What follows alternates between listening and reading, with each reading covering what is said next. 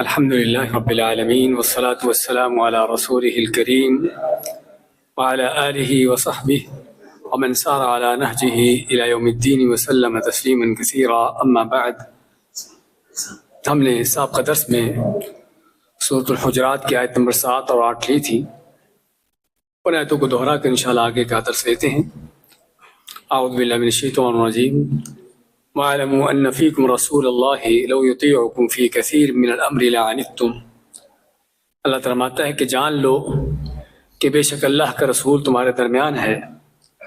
اگر آپ تمہاری باتیں مان لیں، تمہاری بہت سی باتیں مان لیں تو تم یقیناً مشکل مشقت میں پڑ جاؤ، جس میں صحابہ کرام کو سب سے پہلے اس بات کی تعلیم دی گئی ہے کہ نبی کریم صلی اللہ علیہ وسلم کے ہوتے ہوئے آپ کی باتوں پر عمل کرنا اور آپ ہی کے حکم کی تعمیل کرنا، یہ ہے جو اصل مسلمان کا فرض ہے. اور آپ کی حکم کو چھوڑ کر اپنی منمانی کرنا یہ کسی مسلمان کے لائق نہیں ہے.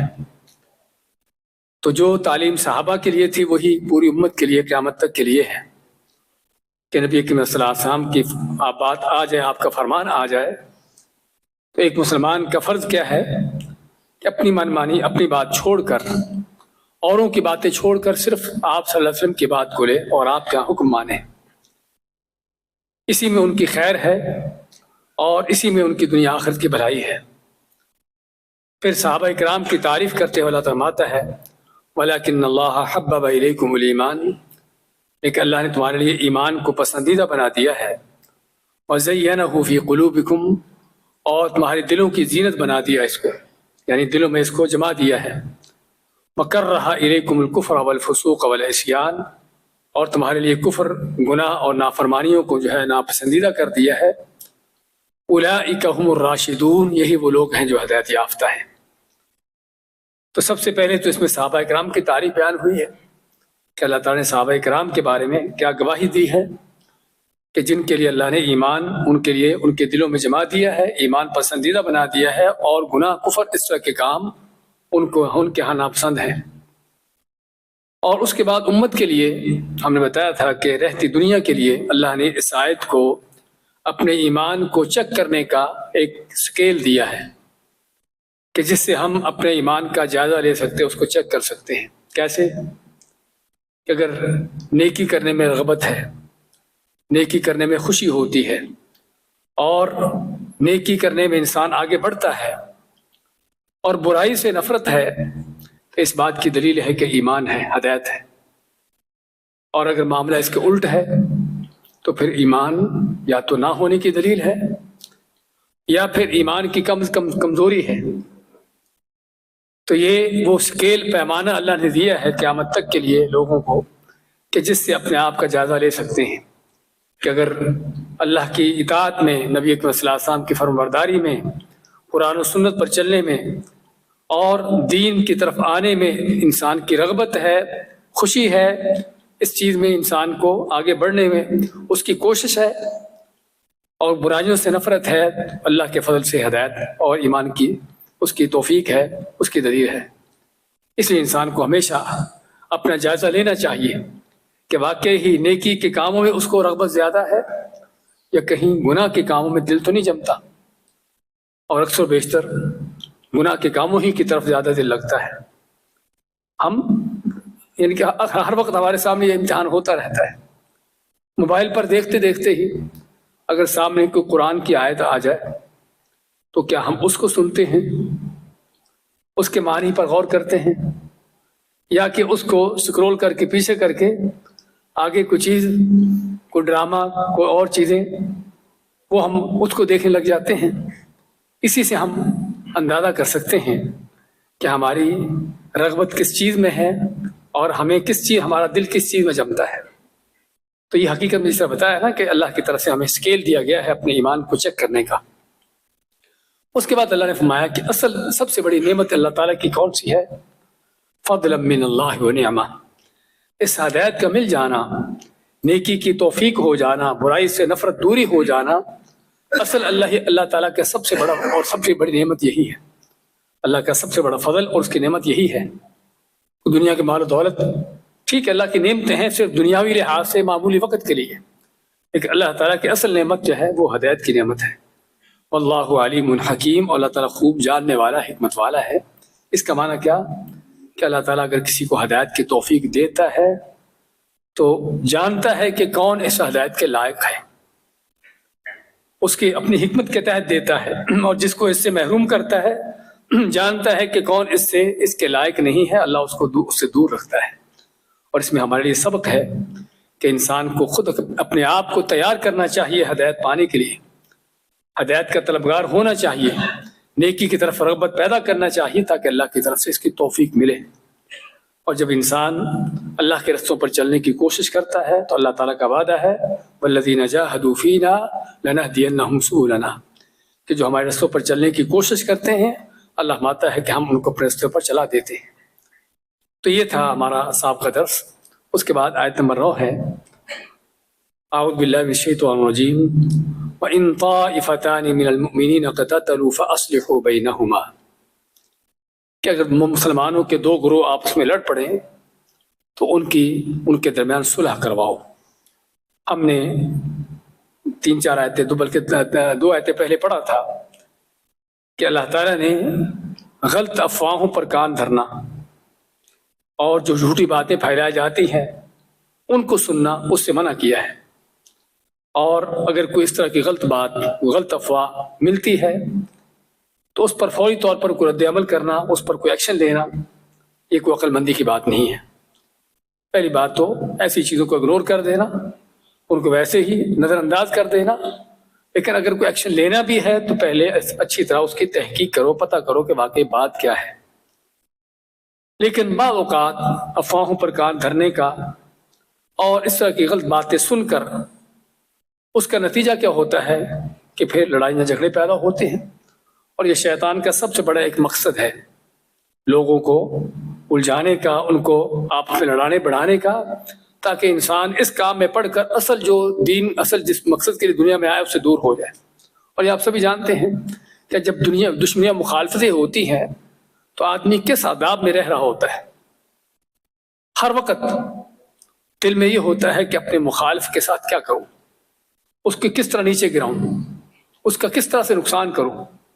کھانا کھاتے ہوئے بھی، اٹھتے بیٹھتے، حتیٰ کہ ممکن ہے نماز پڑھتے ہوئے بھی یہی سوچ و فکر ہوتی ہے کہ دشمن کو کیسے گرانا ہے، اس کو کیسے ذلیل کرنا ہے، اور اس پر کون سا کوئی نیا بہتان لگانا ہے تاکہ یہ ذلیل ہو۔ سمجھے نا، یہ ہے دشمنی کا انداز یا دشمنی کا نتیجہ۔ اس لیے اسلام نہیں چاہتا کہ مسلمانوں کے اندر یہ چیز پیدا ہو، اور ہم نے شروع میں ذکر کیا تھا کہ یہ صورت اصل میں ہماری انہی چیزوں پر تربیت کرنے کے لیے آئی ہے۔ اس صورت میں خاص طور پر ایسی چیزیں ان کا بیان کیا گیا ہے کہ جو ماحول معاشرے کو خراب کرتی ہیں، آپس کے تعلقات کو بگاڑتی ہیں، تاکہ ایک مسلمان ان سے بچ کے رہے۔ تو اسی میں ہم نے صاحب کا جو آیت پڑھی ہے، غلط افواہیں ہیں، جو غلط افواہ کسی نے پھیلائی، کسی نے غلط بات کہہ دی، ادھر کی بات ادھر لگا دی، کوئی چھوڑ دی کہ فلاں نے آپ کے بارے میں ایسا کہا ہے، ایسا کر رہا ہے، اور اٹھ کر پھر بغیر سوچے سمجھے کوئی رد عمل کر دیا، اور اسی سے پھر آگے لڑائی جھگڑے پیدا ہو گئے۔ تو اس لیے اللہ تعالیٰ پہلے تو یہ تعلیم دی کہ اس طرح کی باتیں سنو ہی نہیں، ایسی باتوں پر کان ہی لگاؤ، اور اگر کچھ کرنا ہے تو پہلے تحقیق کرو۔ لیکن اگر اس طرح کے معاملات ہو جائیں، لڑائی جھگڑے ہو جائیں، دو آدمی، دو گروہ، دو جماعتیں، کوئی بھی ہے، کیونکہ یہاں طائفہ کا لفظ آیا، طائفہ کا لفظ ایک آدمی کے لیے بھی ہوتا ہے، کسی بڑی جماعت گروہ کے لیے بھی ہوتا ہے، کہ اگر دو آدمی، دو گروہ آپس میں لڑ پڑے، اب لڑنے والے تو لڑ رہے ہیں، باقی لوگوں کا کام کیا ہے؟ کیا تماشا دیکھیں؟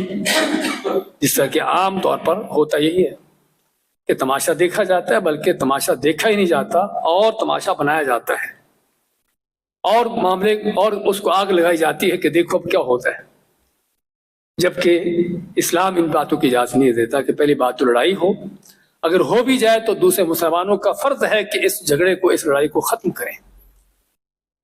اور اگر آپ صلی اللہ علیہ وسلم کی آپ سیرت پڑھو گے نا، تو شاید ایک ہی وہ نماز جس میں آپ لیٹ ہو گئے تھے نماز سے، جماعت، حتیٰ کہ صحابہ نے انتظار کر کے جماعت شروع کر دی، ابو بکر صدیق نے امام جماعت شروع کر دی، وہ ایک ہی جماعت جس میں آپ لیٹ ہوئے کس چیز کی تھی؟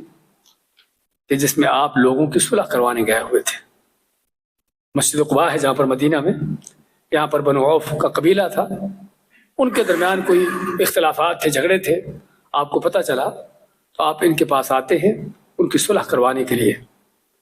تو ٹائم وہاں پر لگا، حتیٰ کہ ظہر کی نماز یا عصر کی نماز کا وقت تھا، تو کافی لیٹ ہوگی، صحابہ انتظار کرتے رہے، حتیٰ کہ ابوبکر صدیق پھر انہوں نے نماز شروع کروا دی اور نماز کے دوران پھر آپ مسجد پہنچے۔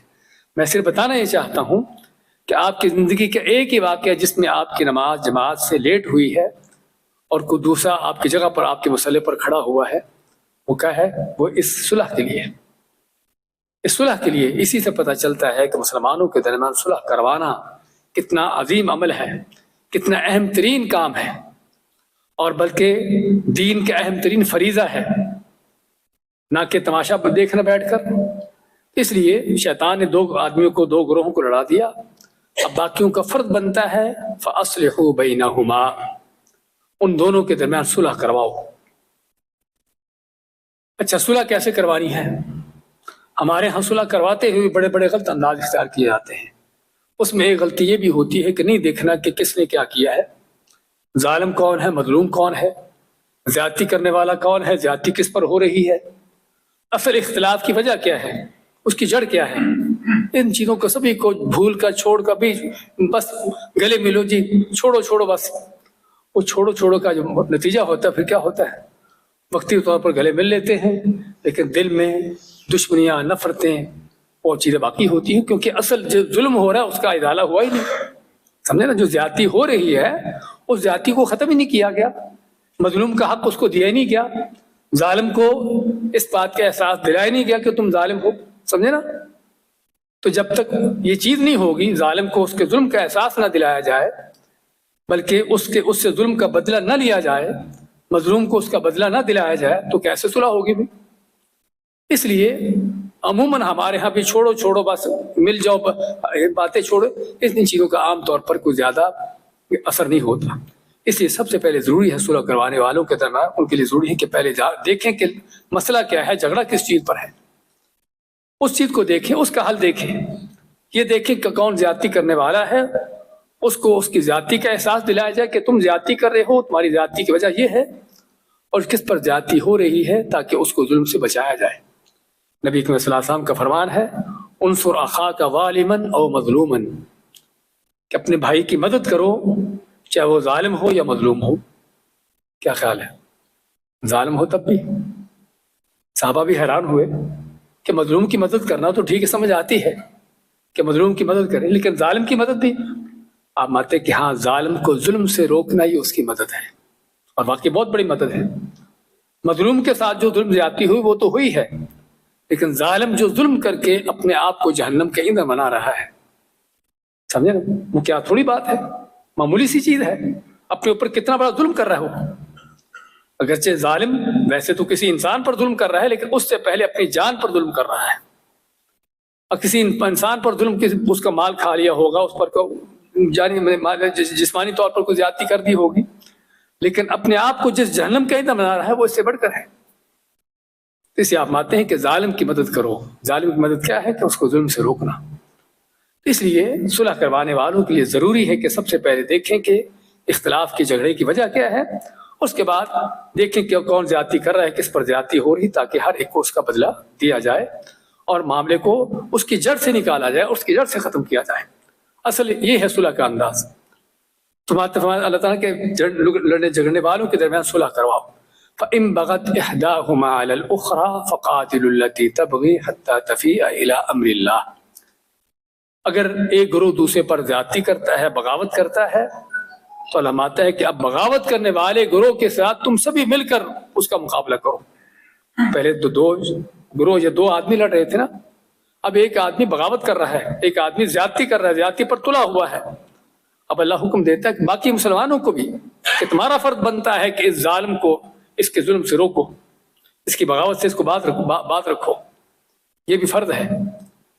اچھا، بغاوت کرنے کا معنی کیا ہوتا ہے؟ کہ یا تو کوئی صلح کرنے کے لیے تیار ہی نہ ہو، ہوتا ہے بعض اوقات ایک اکڑا ہوا ہے کہ میں نہیں صلح کرتا، تو یہاں پر مسلمانوں کا فرض ہے، اور مسلمانوں سے مراد یا تو حکومت یہ کام کرے، اصل تو یہ ہے، لیکن حکومت نہیں بھی کرتی تب بھی اس علاقے ماحول کے جو مسلمان ان کا فرض بنتا ہے کہ اس ظالم کو، اس زیادتی کرنے والے کو یا صلح کرنے کے لیے جو تیار نہیں ہوتا اس پر دباؤ ڈالے حتیٰ کہ وہ صلح کے لیے تیار ہو۔ اور بعض اوقات صلح ہو جانے کے بعد ایک گروہ دوسرے پر چڑھائی کر دیتا ہے۔ اور جب تک وہ لڑائی جھگڑا چل رہا تھا اس وقت دونوں گروہ آپس میں الرٹ تھے، ایک دوسرے سے دشمنی ہے نا، لیکن جب صلح ہوگی اب تو صلح ہوگی تو بعض لوگ مطمئن ہو جاتے ہیں۔ جب دیکھا دشمن نے، مخالف نے کہ دشمن میرا مطمئن ہو گیا تو اس پر چڑھائی کر دی اچانک اور اس پر زیادتی کر دی، تو بغاوت کا یہ بھی ایک انداز۔ تو اللہ مانتا ہے کہ اگر دونوں گروہ میں سے ایک دوسرے پر زیادتی کرتا ہے، ظلم کرتا ہے، بغاوت کرتا ہے، تو باقی مسلمانوں کا فرض بنتا ہے کہ اس باغی گروہ کو دبائے۔ یہاں پر لفظ ہے فقاتلو، قتال کرو۔ قتال سے مراد ضروری نہیں ان کو قتل کرنا ہو، مقصد ان کو اس زیادتی سے روکنا، اس بغاوت سے روکنا، چاہے وہ کہنے سے ہی، دھمکی دینے سے رک جائیں، دھمکی دینے سے نہیں رکے، کچھ ان کے ساتھ کوئی لڑائی جھگڑے ان کے ایسا کوئی معاملہ کیا جائے، ان کو سزا دی جائے حتیٰ کہ وہ اس کام سے باز آ جائیں، صلح کرنے کے لیے تیار ہو جائیں، یا جو زیادتی کر رہا ہے گروہ اپنی زیادتی سے باز آ جائے، تاکہ مقصد جو ہے وہ امن و امان قائم ہو جانا اور جو ہے جھگڑے فساد ختم ہو جانا۔ فرمایا کہ فقاتلوا التی تبغی حتی تفیء الی امر اللہ، کہ زیادتی کرنے والے گروہ کے ساتھ لڑو حتیٰ کہ وہ اللہ کے حکم کی طرف لوٹ آئے۔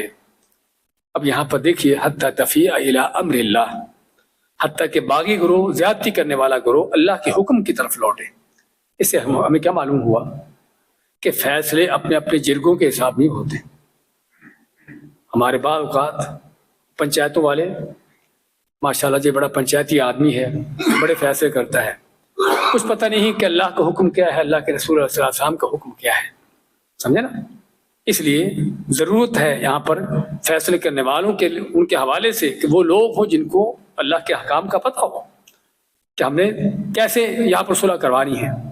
صرف وہ پنچایت کے معاملات کو سمجھنا، صرف جرگے کے ان چیزوں کو جاننا سمجھنا یہ کافی نہیں ہے، کیونکہ اسلام کے اندر عدالت کا معاملہ وہ نہیں ہے جو دوسرے لوگوں کا ہے۔ اب دوسرے لوگوں کے ہاں ایک آدمی تجربہ کار ہے، اس کو بٹھا دیا بھی تم فیصلہ کر دو، اس نے اپنی سوچ فکر کے مطابق دیکھا کہ کس کے ساتھ کیا کرنا ہے، فیصلہ کر دیا۔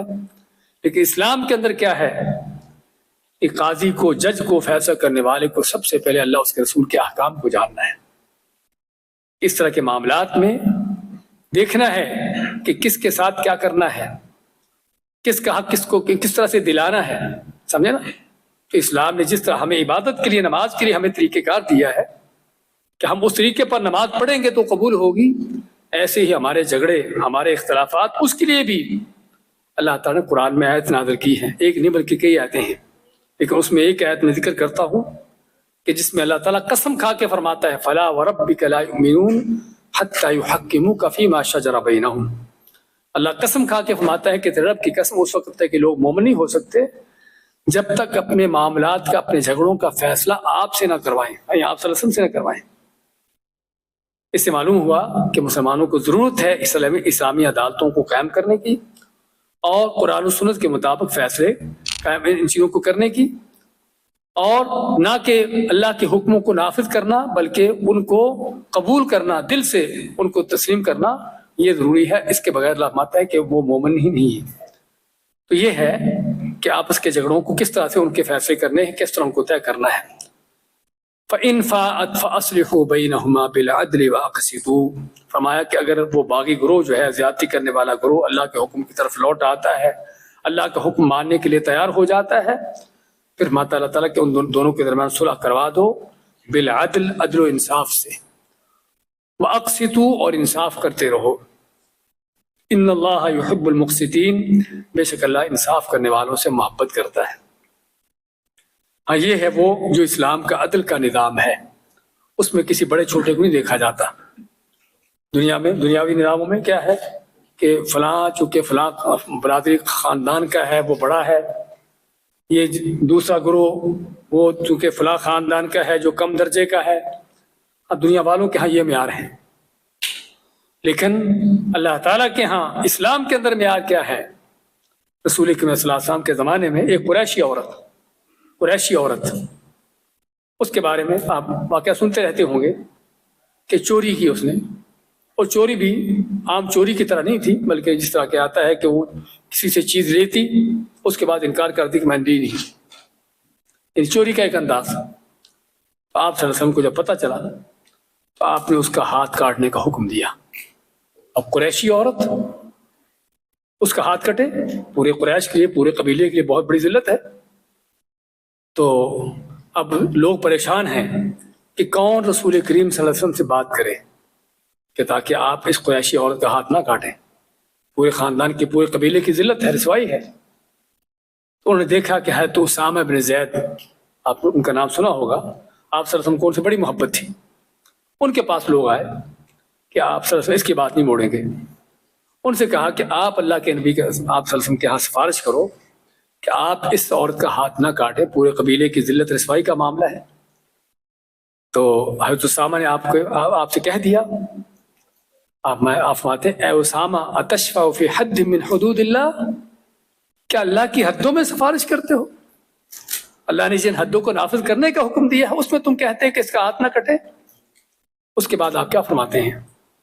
ہاں، آپ فرماتے کہ تم سے پہلے قومیں اسی لیے ہلاک ہوئیں، تم سے پہلے قومیں اسی لیے ہلاک ہوئیں، ان میں سے اگر کوئی بڑے قبیلے کا آدمی کوئی جرم کرتا، چوری کرتا تو اس کو چھوڑ دیا جاتا، اگر کوئی عام آدمی یہ کرتا تو اس کا ہاتھ کاٹ دیا جاتا، اس کو سزا دی جاتی۔ اب مت ویم اللہ، اللہ کی قسم، لو ان فاطمہ بنت محمد سرقت لقطعت یدها، اور تو اور دنیا میں اپنے حسب و نسب میں سب سے اعلیٰ کون ہو سکتا ہے؟ وہ فاطمہ بنت محمد صلی اللہ علیہ وسلم رضی اللہ تعالیٰ عنہ، آپ صلی اللہ علیہ وسلم کی بیٹی۔ اس سے بھی اونچا کسی کا مقام ہے؟ اس سے بڑھ کر کسی کی شان ہے؟ حسب و نسب میں کوئی اس سے بڑھ کر بھی ہو سکتا ہے؟ آپ ماتے تم تو عام قریشی عورت کی بات کرتے ہو، اگر محمد کی بیٹی فاطمہ بھی چوری کرتی تو اس کا بھی ہاتھ کاٹتا۔ یہ ہے اسلام۔ تو یہاں پر بات کر رہے ہیں اللہ تعالیٰ عدل و انصاف کے ساتھ ان کے درمیان صلح کرواؤ، یہ نہ دیکھو کہ بڑا کون ہے چھوٹا کون ہے، کس کے پاس مال زیادہ، کون فقیر ہے، کس کا عہدہ منصب بڑا ہے، کون بیچارہ کو عام آدمی ہے، یہ نہ دیکھو، صرف یہ دیکھو کہ ظالم کون ہے، مظلوم کون ہے، ظالم سے بدلہ لیا جائے، مظلوم کو اس کا بدلہ دلایا جائے۔ اصل یہ ہے انصاف، یہ ہے عدل جو کرنے کا ہے، اس میں بڑے چھوٹے کو دیکھے بغیر۔ وَأَقْسِطُوا إِنَّ اللَّهَ يُحِبُّ الْمُقْسِطِينَ، کہ انصاف کرتے رہو، بے شک اللہ تعالیٰ انصاف کرنے والوں سے بڑی محبت کرتا ہے۔ اللہ تعالیٰ کی وہ محبت ان کے لیے دنیا کے اندر بھی انصاف کرنے والوں سے، کہ اس انصاف، اس عدل کی وجہ سے بعض اوقات حتیٰ کہ کافر کو بھی اللہ تعالیٰ خیر و برکتوں سے نوازتا ہے۔ ابن تیمیہ رحمۃ اللہ علیہ فرماتے ہیں کہ اللہ تعالیٰ بعض اوقات کسی ظالم حکومت کو، ظالم ملک کو، ان سے اپنی رحمتیں برکتیں اٹھا لیتے ہیں، اگرچہ وہ ایمان والے بھی کیوں نہ ہو، اگرچہ مسلمان بھی کیوں نہ ہو، اور اس کے مقابلے میں اللہ تعالیٰ ایسے لوگوں پر اپنی برکتیں نازل کرتا ہے جو اگرچہ کافر بھی کیوں نہ ہوں لیکن عدل و انصاف پر قائم ہوں، عدل و انصاف پر قائم ہوں، اللہ ان پر اپنی برکتیں نازل کرتا ہے اگرچہ کافر بھی کیوں نہ ہوں۔ اس سے پتہ چلتا ہے کہ اللہ تعالیٰ کے ہاں عدل و انصاف کا معاملہ کتنا اہم ہے۔ اور یہ آج بھی دیکھیے، آج کہ جن ملکوں کے اندر کسی حد تک وہ عدل و انصاف کے معاملات ہیں، وہاں پر اللہ تعالیٰ کی کیا خیر و برکتیں ہیں، امن و امان سے، مالی لحاظ سے، ہر لحاظ سے۔ اور جہاں پر ظلم زیادتیاں ہیں اور دنگا فساد ہے اور ہر کوئی اپنا دھوس مچا کر اب جو چاہتا ہے کرتا ہے، وہاں پر دیکھیے کیا حالات ہیں، آپ کے سامنے ہیں ملکوں کے حالات، قوموں کے حالات ہیں۔ وجہ کیا ہے؟ وجہ صرف یہی ہے کہ جہاں پر ظلم ہو جاتا ہے، ظلم قائم ہوتا ہے، وہاں اللہ تعالیٰ کی رحمتیں برکتیں اٹھ جاتی ہیں، وہاں پر لانتیں پڑتی ہیں، چاہے وہ اپنے آپ کو مسلمان بھی کہلاتے ہو، چاہے نمازی بھی پڑھتے ہوں۔ اس سے معلوم ہوا کہ صرف دین نماز روزے کی حد تک نہیں ہے، یہ سارا دین ہے جو ہم پڑھ رہے ہیں، کہ لوگوں کو ان کے حقوق دلانا، ان کو امن و امان حاصل ہونا، ان کے جان و مال محفوظ ہونا، یہ سارا دین ہے، دین کی اہم ترین چیزیں ہیں۔ تو اسلام یہی چاہتا ہے، اور اسلام کے اہم ترین مقاصد میں سے یہ مقصد ہے کہ دنیا میں امن و امان قائم ہو اور لوگ ان کی جان مال عزت سے سبھی محفوظ۔ تو اس میں کہ اللہ تعالیٰ ان انصاف کرنے والوں سے بڑی محبت کرتا ہے، اور اسی محبت کے نتیجہ ہے آپ ماتے کہ قیامت کے دن اللہ تعالیٰ ان انصاف کرنے والوں کو نور کے ممبروں پر بٹھائے گا، حتیٰ کہ اللہ کے انبیاء رسول بھی ان کو دیکھ کر رشک کریں گے، انبیاء رسول بھی، کہ جن کا سب سے اونچا مقام ہے، ان کو دیکھ کر رشک کریں گے کہ اللہ نے ان کو کیا مقام دیا، کیا عزت دی ہے، کہ جہاں پر لوگ پسینوں کے اندر ڈوب رہے ہوں گے، کس حالت میں ہوں گے، اللہ ان کو نور کے ممبروں پر بٹھائے گا۔ اچھا آپ سمجھیں گے کہ یہ تو پھر کسی قاضی جج کا ہی کام ہے، وہی کرتا ہوگا انصاف؟ نہیں بھائیو، یہ ہم سبھی کا ہے۔ ہم سبھی گھر میں آپ کے تحت چند افراد ہیں، بیوی ہے، بچے ہیں، اولاد ہے، ان کے درمیان کے انصاف کی ضرورت نہیں ہوتی، وہاں پر بھی انصاف ہوتا ہے۔ آپ کہیں پر بھی کام کرتے، آپ کے اندر کو 2-4 آدمی ہے، ان کے ساتھ انصاف سے پیش آنا، یہ سبھی کہنے کا مقصد یہ صرف کسی قاضی جج کا حکمران کا معاملہ بیان نہیں ہو رہا، یہ ہر ایک کا کام ہے، ہر انسان اس کو واسطہ پڑتا ہے اس چیز سے، کبھی کبھی اپنے بھائیوں کے درمیان، اپنے بہنوں کے درمیان، اپنے بیٹوں کے درمیان، اپنے گھر والوں کے درمیان، ان کے لوگوں کے درمیان انصاف سے پیش آنا، یہ سبھی ہم سبھی کا حکم ہے۔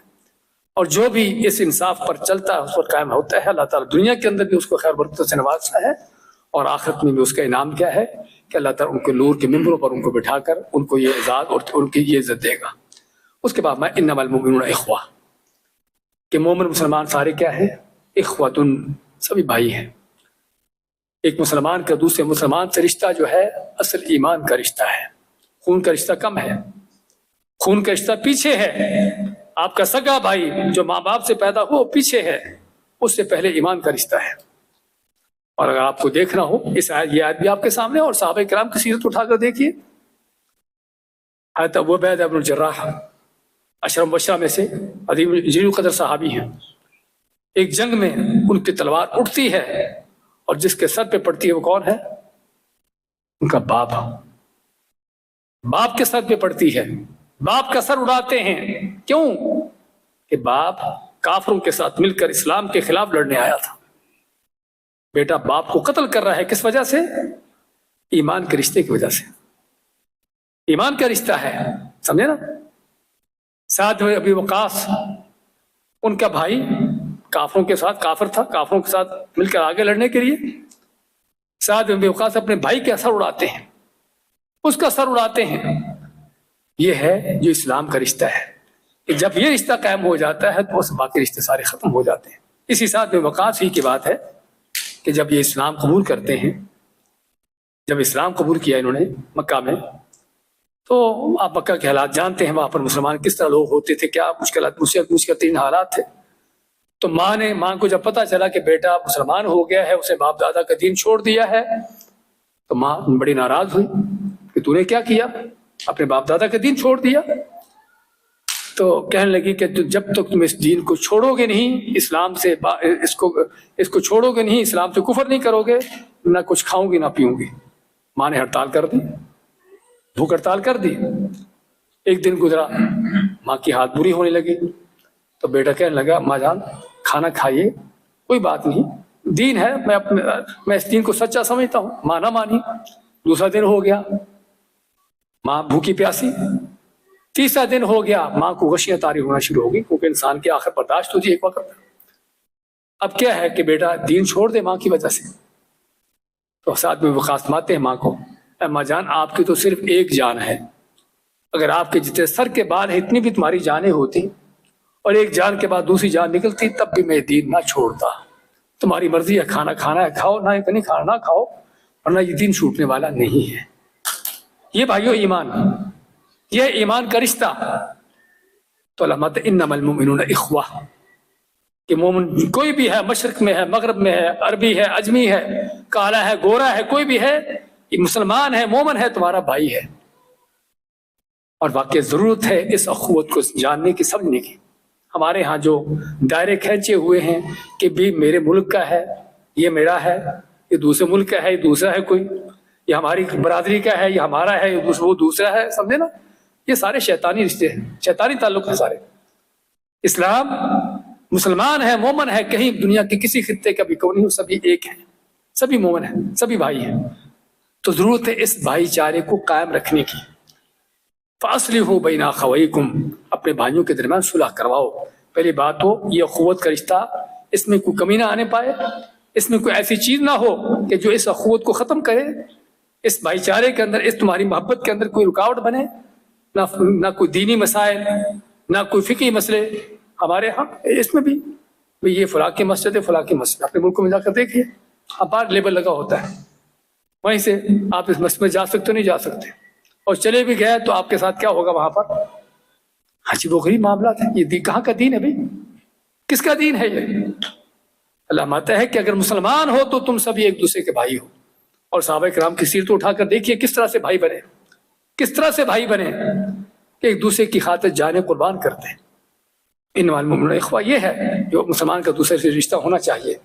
فاصلحوا بین اخویکم، اپنے بھائیوں کے درمیان صلح کرواؤ. اچھا، یہاں پر ہمیں یہی پتہ چلا کہ اللہ نے دو لڑنے والوں کا ذکر کیا اور ان دونوں کو مومن کہا، کافر نہیں کہا. جس سے معلوم کیا ہوا کہ اگرچہ مسلمان دوسرے مسلمان سے لڑ بھی پڑے تب بھی وہ مومن ہے، تب بھی وہ کافر نہیں. بعض ہمارے سر پھرے، بھئی فلاں نے یہ کر لیا کافر ہو گیا.